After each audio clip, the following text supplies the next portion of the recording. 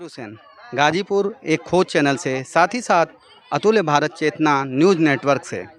तो आज मैं गाजीपुर की एक प्रसिद्ध गांधी पार्क, जो शहर के बीचों बीच यह गांधी पार्क पड़ता है, कुछ लोगों से इस समय माहौल चल रही है लोकसभा चुनाव का। तो उसी मद्देनज़र मैं आज यहाँ पर आया हूँ और लोगों से ये पूछने के लिए कि इस समय माहौल किसका चल रहा है। एक तरफ सपा जो इंडिया गठबंधन से जुड़ा हुआ है और अफजाल अंसारी साइकिल यानी समाजवादी पार्टी से उतरे हुए हैं। दूसरी तरफ पारसनाथ राय हैं जो भाजपा से जुड़े हुए हैं। और अभी इससे पहले जो लोकसभा चुनाव में अफजाल अंसारी का जीत रहा है और इससे पहले जो है भाजपा का रहा है, जो बहुत ही लोगों के नज़र में ये था कि बहुत ही विकास हुआ। लेकिन अभी लोगों से हम संपर्क करके पूछते हैं कि क्या इस समय कौन भारी चल रहा है, पारसनाथ राय या अफजाल अंसारी। तो भैया आप अपना नाम बताएं सर। मेरा नाम सुधांशु तिवारी, मैं यूथ कांग्रेस का पूर्व जिला अध्यक्ष और पूर्व छात्र संघ महामंत्री भी रहा हूँ। जी। तो इस समय क्या माहौल चल रहा है, आप अपने एतबार से कुछ बताइए। वैसे तो कांग्रेस है, गठबंधन से जुड़े हुए हैं, जाहिर से है कि पक्ष किसका लेंगे यह भी अच्छी तरह मालूम है। तो कुछ ऐसा बताइए कि जनता भी जाने आपकी बातों को। देखिए, सबसे बड़ी चीज़ तो यह है कि हम लोग इंडिया गठबंधन यहाँ कम से कम 1.5 लाख वोट से चुनाव जीतेगी। सबसे पहली बात तो ये रही। और जैसा कि लोग यहाँ पूर्व में मंत्री रहे, माननीय जी को कहते हैं लोग कि बहुत विकास पुरुष थे। 2G स्पेक्ट्रम घोटाला 4 लाख करोड़ का उन्हीं के सरकार में है। वही मंत्री थे दूरसंचार के, उन्हीं के मंत्रालय का सबसे बड़ा घोटाला है और भारत का सबसे बड़ा घोटाला है। विजय माल्या, नीरव मोदी लोग तो अभी कम में हैं, छोड़ दीजिए, खैर मोदी को तो छोड़ दीजिए, उनकी बात अलग है। मैं क्या कहूँ, क्या ये लोग विकास पुरुष हैं। नहीं, आप तो साक्षात देख सकते हैं ना। अभी चले जाइए रेलवे स्टेशन पर, कितना बदलाव देखने को मिलेगा। आप गंगा के पास चले जाइए, वहाँ पुल बन रहा है। आज़ादी के समय से सुनते हैं हम, सूत्रों के हवाले से है कि वो पास हुआ था, लेकिन कोई भी शासन, यहाँ तक कि हमारे सपा के 4 कैबिनेट मंत्री थे, लेकिन ऐसा देखने को नहीं मिला था। तो इस पर कुछ बताइए। यही तो विकास है कि नमामि गंगे परियोजना से 20,000 करोड़ रुपए पास होता है और आज तक गंगा जी में उसी तरह कचड़े पड़े हुए हैं। यही विकास है कि यहीं गाजीपुर में इंटरनेशनल स्टेडियम आता है और उस स्टेडियम को उठा के गोरखपुर भेज दिया जाता है।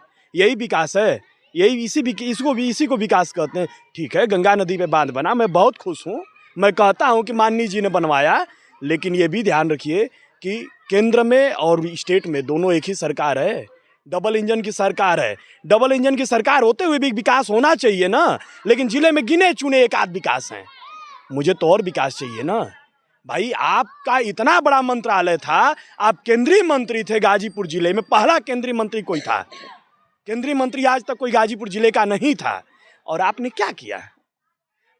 स्टेशन की बात आपने कहा, मॉडल स्टेशन तो लालू प्रसाद यादव थे जब रेल मंत्री, तो उन्होंने ही मॉडल स्टेशन की शुरुआत की थी। लेकिन अभी तक तो गाजीपुर में या उत्तर प्रदेश में देखने को नहीं मिल रही थी, लेकिन इन्होंने आगाज़ कर दिया ना। लोगों की मजबूरी हो गई कि अब आगे करें। आगाज़ तो इन्होंने किया, उसीलिए तो 4 लाख करोड़ का घोटाला भी दिखा दिया कि ताकि लोग 4 लाख नहीं अब 8 लाख करोड़ का घोटाला करें।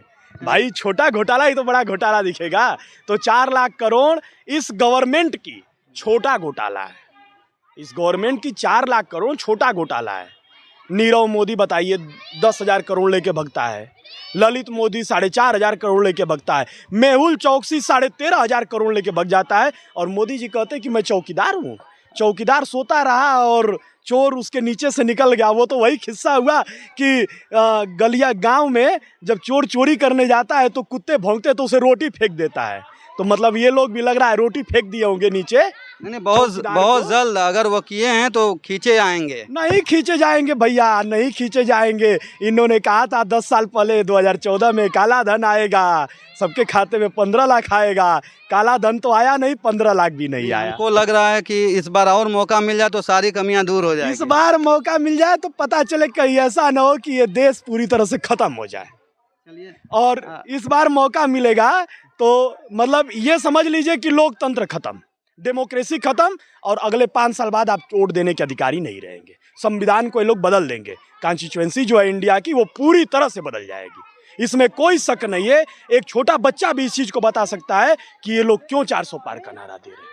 400 पार का नारा यही कि संविधान बदलेंगे, पेट्रोल 400 पार जाएगा, हर एक चीज़ 400 पार, कीमत अपने आसमान को छुएगी। अब निगेटिव में देखेंगे तो बहुत कुछ हो जाएगा। निगेटिव में नहीं भैया, मैं तो पॉजिटिव वे में भी लेके चलता हूँ, मैं निगेटिव वे में ही लेके नहीं चल रहा हूँ इनको। लेकिन आज तक के इतिहास में अभी कल ये छात्र संघ के उपाध्यक्ष रहे हमारे साथी दीपक उपाध्याय, ये यूनिवर्सिटी की मांग करते हैं और मेरा मणिपुर के मामले में प्रधानमंत्री का पुतला फूके थे, इसलिए हम लोग को हाउस अरेस्ट करके कोतवाली में बैठा दिया गया। इतने डरपोक प्रधानमंत्री तो आज तक के इतिहास में मैंने नहीं देखा भारत का, कि जो युवा नेताओं को जेल में हाउस अरेस्ट करा दे। आज तक इतना डरपोक प्रधानमंत्री नहीं देखा जितने डरपोक प्रधानमंत्री ये हैं कि आने से पहले यहाँ के छोटे छोटे जो युवा नेता हैं उनको ही अंदर डलवा देते हैं। यह कौन सी बात होती है? यानी इनको युवाओं से डर है और वो डर इतना बढ़ गया है कि ये सोच रहे हैं कि ये युवा यदि एक ना हो जाएं तो हमारी सत्ता चली जाएगी। वो कहावत है ना कि जिस ओर जवानी चलती है उस ओर जमाना चलता है। तो बस ये युवा वही आदि है, ये युवा वही आदि है। इस बार सत्ता को पलटने का कार्य करेंगे ये युवा। और लोगों से पूछते हैं, सर आपका नाम? प्रवीण दुबे।